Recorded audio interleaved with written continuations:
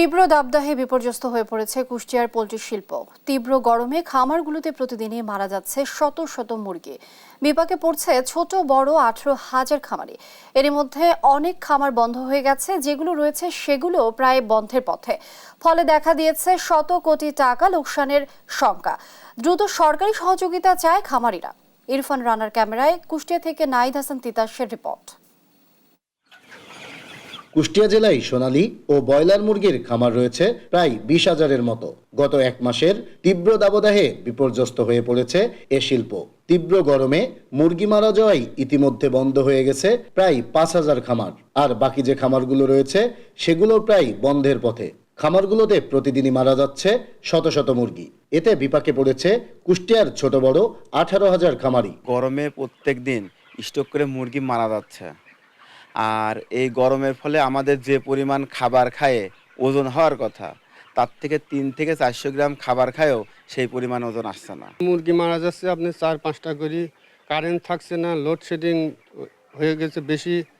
Loss আমার 20,000 টাকা ধরেন লস, প্রতি চালানে আমার 20,000 টাকা লস, যে ফার্ম চালাবো কেমন আমি। এদিকে এক মাস ধরে চলা তীব্র দাবদাহে প্রায় শত কোটি টাকা লোকসানের শঙ্কায় এই শিল্পের সাথে জড়িত খামারিরা। দ্রুত সরকারি সহযোগিতা চাই তারা।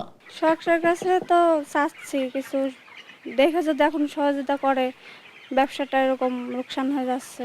কন্ট্রোল যে শেডগুলা এইগুলা কিন্তু সরকার ভর্তুকি দেয়। এই বিষয়ে যদি সহযোগিতা করে দেন আমরা হয়তো এই কন্ট্রোল শেডের দিকে আগাবো। আর এইভাবে যদি টেম্পারেচার ডে বাই ডে বাড়তে থাকে, অদূর ভবিষ্যতে ব্রয়লার মুরগি আমাদের দেশ থেকে বিলুপ্ত হয়ে যাবে। আর তীব্র দাবদাহের মধ্যেও এই শিল্পকে টিকিয়ে রাখতে নানা পরামর্শ দেওয়ার কথা বলছেন এই প্রাণী সম্পদ কর্মকর্তা।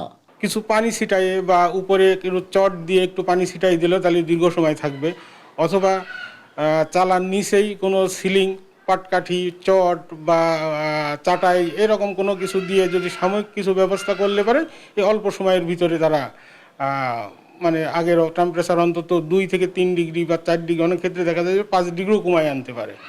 দ্রুত এই পোল্ট্রি শিল্পের সংকট নিরসনে সরকারি সহযোগিতা না পেলে হুমকির মুখে পড়বে এ শিল্প, যার প্রভাব পড়বে দেশের মুরগির বাজারেও। নাহিদ হাসান তিতাস, দেশ টিভি, কুষ্টিয়া।